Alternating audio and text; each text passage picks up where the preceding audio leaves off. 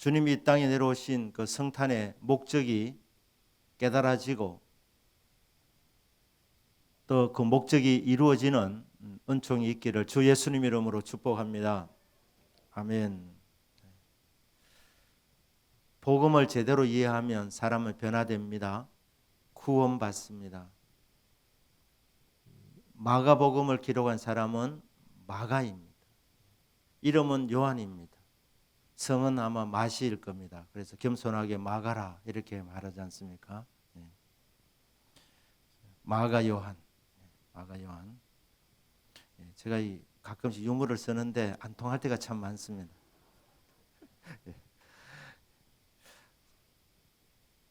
자, 이 마가 다락방 부잣집 아들입니다.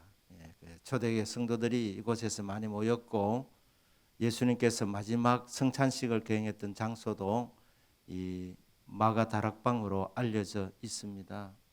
그런데 부잣집 아들이니까 바나바가 1차 선교 여행을 떠날 때 데리고 갑니다. 생질이기 때문에 바울과 바나바가 안디옥에서 파송을 받고 선교 사역을 했는데 이 마가 요한이 볼 때 선교가 쉽지 않은 겁니다.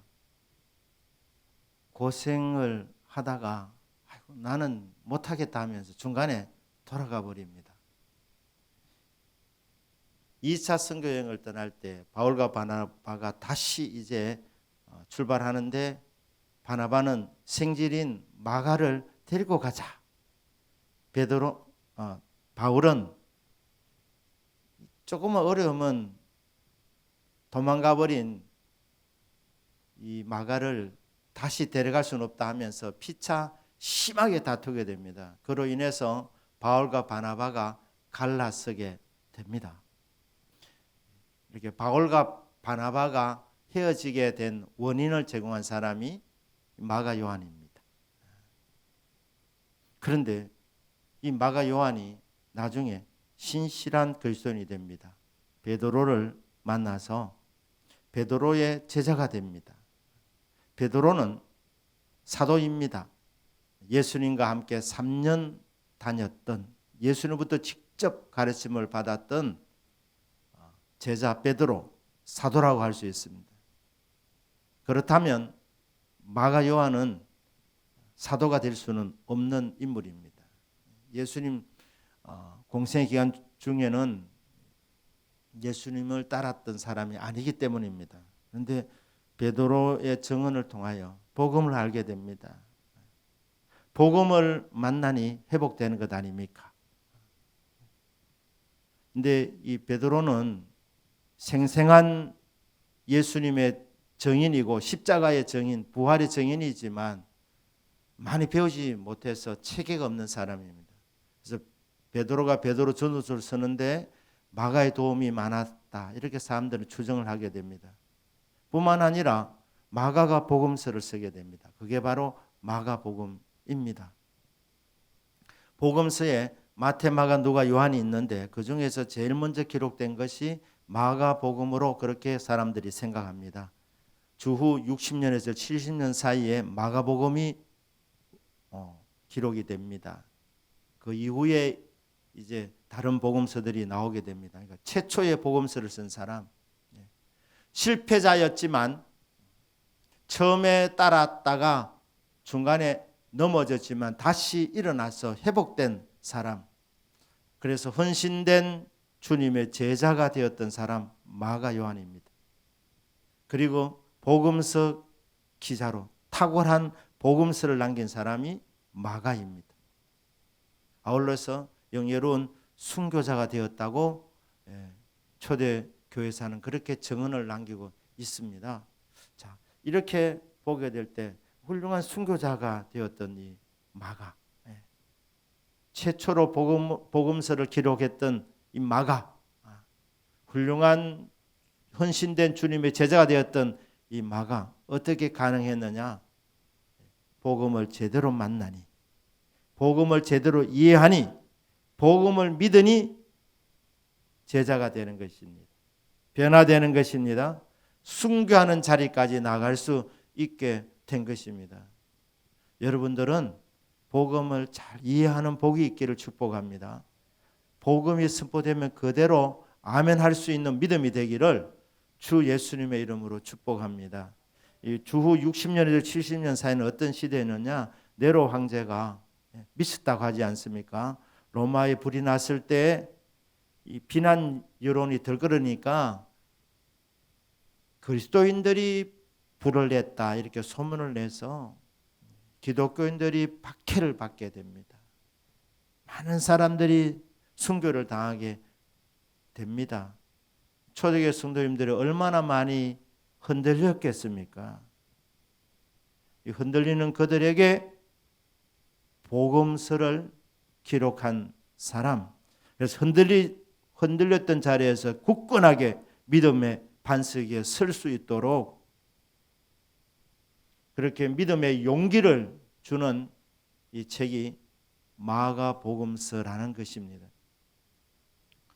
베드로도 넘어졌다가 돌아왔던 주님의 제자였고 사도였고, 마가도 한때는 넘어졌지만 훌륭하게 회복을 이루었는데, 이처럼 정말 핍박과 박해와 어려움이 끊임없이 일어나는, 예수 믿으면 이런 어려움이 있게 되는 그런 상황 가운데서 믿음이 약한 자들이 계속 흔들리는 이 모습을 보면서 이 마가복음을 기록해 놓은 것입니다. 근데 이 마가복음서의 주제 구절이 어디냐? 오늘 저희들이 읽은 마가복음 10장 45절 말씀입니다. 마가복음 10장 45절은 복음의 핵심입니다. 거기 보면 예수님이 누구신지 소개되고 있고, 예수님이 이 땅에 오셔서 하신 일 두 가지가 주제 말씀으로 기록이 되어져 있습니다. 인자가 온 것은 이렇게 나와 있습니다. 인자가 온 것은, 인자는 사람 인자 아들 자자입니다. 사람의 아들, 이게 인자입니다. 사람의 아들로 오신 분이 예수 그리스도이십니다. 사람의 아들, 인자라는 말은 예수님의 연약한 인생을 말하는 것이 아니라 예수님이 메시아라는 호칭입니다. 예수님이 인자로 오신 것입니다. 인자. 본인도 이 인자라는 용어를 쓰기를 기뻐하셨습니다. 왜냐하면 예수님이 누구신지 잘 알려주는 이 호칭이 인자이기 때문입니다. 메시아는 약속되어져 있는 구원자입니다. 이 땅에 오셔서 구원을 베푸실 그 메시아가 바로 인자라는 이 용어 속에 잘 드러나 있기 때문에 인간을 구원할 자는 인간이어야 합니다. 왜냐하면 인간이 사고를 쳤기 때문에 결자해지라는 말이 있습니다. 묶은 사람이 풀어야 되는 것입니다. 사람이 죄를 지었습니다. 인간이 범죄했다는 말입니다. 이 문제를 누가 풀어야 되느냐? 인간이 풀어야 되는 것입니다. 천사가 해결해 줄 수는 없다 이 말입니다. 인간이 지은 죄이기 때문에 인간이 이 문제를 해결해야 되는데, 그렇게 되기 위해서 메시아는 사람이 되어야 되는 것입니다. 천사로는 구원할 수 없기 때문에. 하나님은 전지전능하신 분이시지만은 그래도 인간이 되어야 인간의 근본 문제, 죄 문제를 해결할 수 있기 때문에 하나님이 인간 되신 것, 이게 바로 인자 되신 것입니다. 인자에 온 것은, 인자가 이 땅에 오신 것은 원래 계셨던 분입니다. 영원 전부터 영원까지 계시는 영원하신 분이 예수님입니다. 제2위의 하나님, 하나님의 아들, 영원히 찬양과 경배와 존귀를 받기에 합당하신 분 주 예수 그리스도, 하늘의 영광을 버리시고 메시아가 되셔서 인자가 되어 이 땅에 오신 이유는, 이 땅에 내려오신 목적이 무엇이냐? 왜 예수님이 인간 되셨습니까? 왜 예수님이 인간의 몸을 입으셨습니까? 성탄의 목적이 무엇입니까? 섬김을 받기 위해서 오신 것이 아닙니다. 섬기기 위해서 오셨습니다. 하나님이 인간 되신 인자가 되셨어. 메시아가 되신 목적은 두 가지인데 하나는 섬기기 위해서 오셨습니다. 섬김을 받기 위해서 오신 분이 아니십니다. 여러분 한번 생각해 보시길 바랍니다. 예수님이 섬김 받기를 원하시면 왜 인간이 되셨겠습니까? 그냥 하늘 보좌에 앉으셔서 찬양과 경배와 존귀와 영광을 받으시면 되는데 하나님이 인간 되신 것은 우리를 통하여 섬김을 받기 위해서 오신 것이 아니고 섬기시기 위해서 오셨다는 것입니다. 하늘 영광 버리시고 낮고 낮은 이 땅에 종의 형체, 피조물의 형체, 인간 되신 것은 인간의 모습을 입고 이 땅에 내려오신 목적은 섬기기 위해서 오셨다는 것입니다.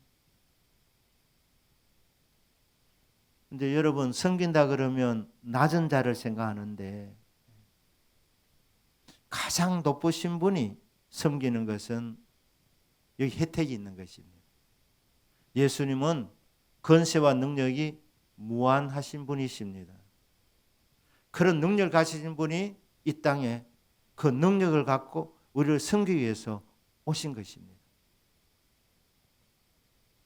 사랑하는 자녀가 대학교 입학을 했습니다. 원하는 학교에 가게 되었습니다. 부모가 얼마나 기쁘겠습니까? 그런데 부모님에게 돈이 없으면 이 문제가 생기는 거예요. 등록금을 대지 못하면 합격해도 자녀가 대학 진학을 못합니다. 부모님이 자녀가 대학 가는 것을 원치 않은 부모님이 있겠습니까? 원하는 학교에 합격할 때 얼마나 기뻐했겠습니까? 근데 문제는 부모가 돈이 없으면 문제가 생기는 거예요. 문제가. 축하는 하지만 아들, 딸 대학교에서 공부하기를 원하지만 학비를 대어주지 못하면 그러면 합격해도 공부 못합니다.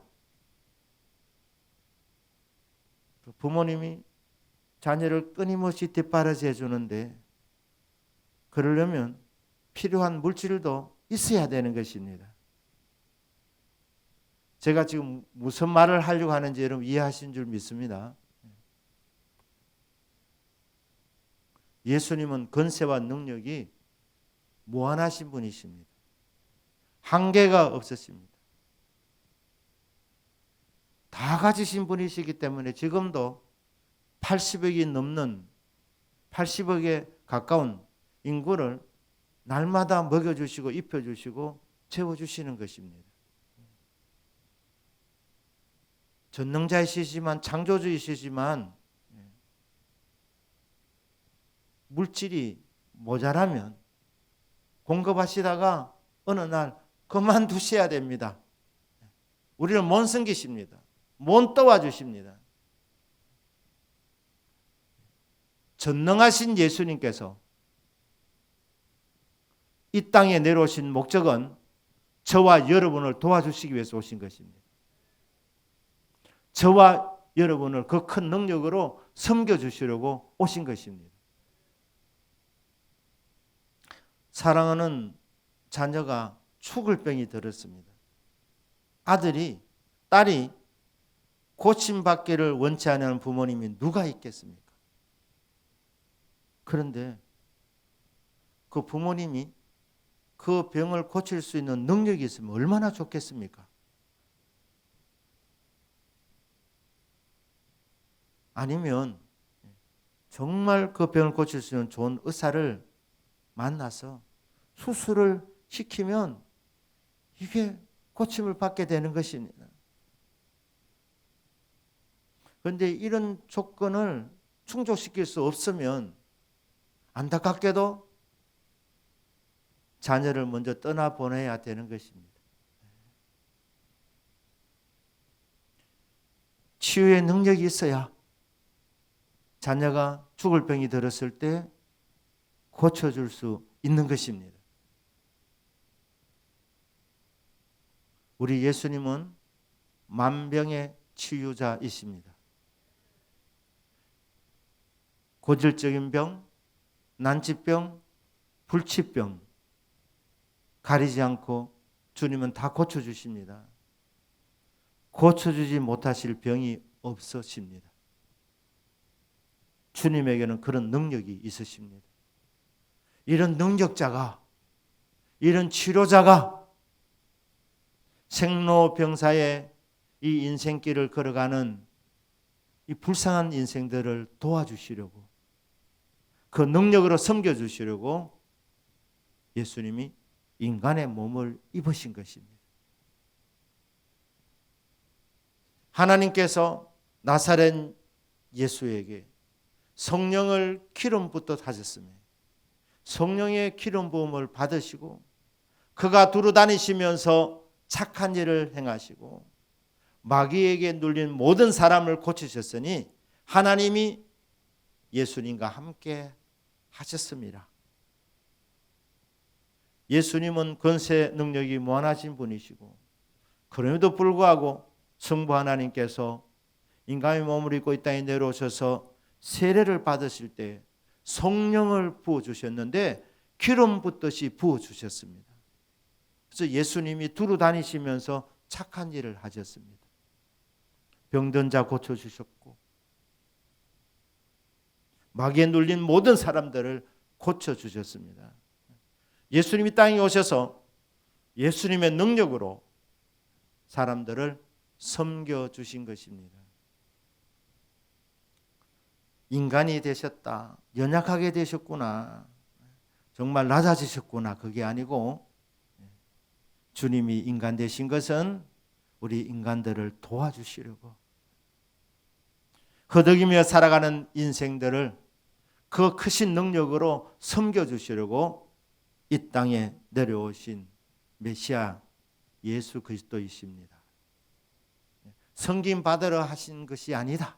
예수님이 섬김을 받으려면 아예 인간 되지 않으시고 그냥 보좌에서 세세무궁토록 찬양 받으시고 영광 받으시면 되는데, 예수님이 인간이 되신 목적은 섬김 받으러 오신 것이 아니고 섬겨주시려고 오셨습니다. 주님이 가지신 모든 능력을 가지고 섬겨주시려고 오신 것입니다. 여러분, 식당에서도 단체로 식사를 하다 어떤 데 그러지 않습니까? 오늘 이 식사는 김 부장님께서 섬겨주십니다, 그러지 않습니까? 주님께서는 우리에게 필요한 모든 것을 주님의 능력으로 공급하여 주시고 도와주시고 섬겨주십니다. 이런 목적으로 오셨다는 것입니다. 그리고 두 번째 목적이 뭡니까? 자기 목숨을 많은 사람의 대속물로 주례함이니라. 첫 번째 목적은 섬김을 받으러 오신 것이 아니고 섬기려고 오셨다, 섬겨주셨다. 무엇으로? 주님의 그 권세와 능력으로 섬겨주셨다는 거예요. 가는 곳마다 많은 사람들의 병을 고쳐주셨습니다. 귀신 들린 자 그 귀신들을 쫓아내어 주셨습니다. 선한 일을 행하여 주셨고, 그리고 마지막에 뭘 하십니까? 자기 목숨을 많은 사람의 대속물로 주셨다는 거예요. 대속물이 되시려고 인간 대신 예수 그리스도였습니다. 피조물들을, 죄에 빠진 인생들을 구원하시려고 하나님 아들 예수님께서 영광을 버리시고 이 땅에 오시기로 선택하셨는데, 무엇 때문에 인간 되시려 하셨느냐? 죽음을 선택하시고 우리 대신 죽으시려고 죽음을 선택하셨어요. 그래서 갈보리 언덕에서 주님이 십자가를 지신 것은 억울하게 희생당한 것이 아니라 주님이 자원하신 것입니다. 원하셨던 것입니다. 기쁨으로. 왜? 그렇게 해야 죄인들을 살리니까. 죄값은 사망이라. 죄값으로 죽어야 되는데 인간이 저지른 이 죄값을 하나님의 아들이신 예수님이 인간 되셔서 그 죄의 짐을 십자가에서 담당하신 것입니다. 대속물이 되어 주신 것입니다. 죄값을 지불해 주신 것입니다. 목적은 저와 여러분 포함하여 세상 모든 사람들을 구원하시기 위해서 죽음을 선택하셨습니다. 죽으시기 위해서 오신 메시아 인자이신 예수 그리스도이십니다. 그런데 왜 많은 사람이라고 했습니까? 우리 주님은 세상 모든 사람들의 죄를 대신 담당하시고 한 영원한 속죄를 이루신 줄 믿습니다. 모든 사람의 대속물이 되셨는데 모든 사람이 믿으면 얼마나 좋겠습니까? 그런데 이 복음을 안 받는 사람이 너무너무 많은 것입니다. 우리 예수님이 선택하신 것은 십자가에서 세상 모든 사람의 대속물로 죽으신 것입니다. 그런데 너무나도 안타깝게도 이 복음을 안 받는 사람들이 너무나 많은 것입니다. 그렇기 때문에 현실적으로 기록해 놓은 것입니다. 요한이 마가복음을 쭉 기술하면서 마가복음의 이 핵심 말씀, 마가복음 10장 45절 말씀을 기록하면서 인자이신 예수님, 메시아이신 예수님이 인간 되신 목적은 무엇이냐? 성경을 받으려 함이 아니라 섬기려 하고 도리어 섬기려 하고 자기 목숨을 모든 사람의 대속물로 주기 위해서 십자가를 지셨는데 안 맞는 사람들이 너무 많아. 그래서 많은 사람의 대속물이 되기 위해서 오신 예수 그리스도라는 것입니다. 예수님은 한 사람도 지옥 가기를 원하지 아니하십니다. 한 사람도 구원하시기를 원하십니다. 그래서 이 본문의 말씀에 많은 사람의 대속물, 모든 사람의 대속물이 되기를 원하지만 받지 아니하니 많은 사람들이 구원받으면 좋겠다. 이런 마음으로 예수님이 십자가를 지신 것입니다. 많은 사람의 대속물이 되어주시려고 인자가 이 땅에 내려오셨다는 것입니다. 이 성탄의 의미입니다. 성탄의 목적입니다. 우리를 섬기기 위해서 오셨고 대속물이 되기 위해서 우리를 구원하시기 위해서 대신 죽으시려고 오신 예수 그리스도이십니다. 그분이 예수 그리스도이십니다. 저와 여러분의 주님이시고 하나님이신 주 예수 그리스도. 지금은 어떻습니까? 지금도 주님은 하나님 보좌 우편에 앉아 계시기도 하지만 지금도 우리 곁에 찾아오시는 분이십니다. 세상 끝날까지 너희와 항상 함께 있으리라 하시니라. 믿으십니까? 주님은 세상 끝날까지 우리와 함께 하십니다. 함께 하시는 목적은 무엇이겠습니까? 내려오신 목적과 똑같습니다. 지금도 찾아오시는 목적은 두 가지입니다. 하나는 뭡니까? 섬겨주시려고. 하늘과 땅의 모든 권세를 내게 주셨으니 원래 가지신 예수님이시지만 부활하심으로 말미암아 이것이 다시 확정이 되었는데 하늘과 땅의 모든 권세를 가지신 분이 왜 우리에게 찾아오십니까? 왜 우리와 함께 하십니까? 하늘과 땅의 모든 권세를 가지고 우리를 도와주시려고, 우리를 섬기시려고 우리 곁에 와 계십니다. 힘드십니까? 편찮으십니까? 고난 중에 계십니까? 배고프십니까? 문제가 있으십니까? 주님이 우리 곁에 계십니다. 섬기시려고 우리 곁에서 기다리고 계십니다. 주의 이름을 부르기를 기다리고 계십니다. 우리의 시선이 주님께로 향하기를 기다리고 계십니다. 섬기시기 위해서 오셨고 지금도 섬기시려고 우리에게 찾아오시는 주 예수 그리스도, 주여, 주님에게는 권세 능력이 무한함을 믿습니다. 주여 도와주십시오. 이렇게 주의 이름을 부르는 은혜가 있기를 주 예수님의 이름으로 축복합니다. 또 하나는 구원입니다. 구원. 우리를 구원하기 위해서 우리 곁에 오시는 주님, 말씀 주시고 깨닫게 하시고 회개케 하시고 거듭나게 하시고 주님을 영접하게 하시고 구원받게 하시는 주 예수 그리스도, 천국 가는 구원, 이 땅 살아가면서 생활 속의 구원, 예수님은 구원자이십니다. 지금도 우리를 도와주시고 우리를 구원하시기 위해서 우리 곁에 찾아오시는 주 예수 그리스도, 우리가 알리는 그것을 믿고 주의 이름을 부르는 데 있습니다. 주의 이름을 불러서 주님 만나고 은혜 받고 은혜 받으면 여러분 성숙되어집니다. 은혜 받고 은혜 받으면 변화됩니다. 인간은 잘 안 바뀝니다. 하지만 복음을 제대로 만나면 변화됩니다. 사도 바울이 복음을 제대로 만났을 때 변화되었습니다. 베드로도 복음을 제대로 만난 이후에 그 인생이 바뀌었습니다. 마가복음을 쓴 마가도 베드로를 따라다니면서 예수님 하신 일, 십자가와 부활 듣고 듣다가 마가도 변화되었습니다. 저와 여러분도 복음을 계속해서 만나서 은혜 받고 은혜 받으시고 성숙되시고 또 주님의 은혜로 헌신된 그리스도의 제자로 세워지는 은혜가 있기를 주 예수님의 이름으로 축복합니다. 아멘. 기도하겠습니다.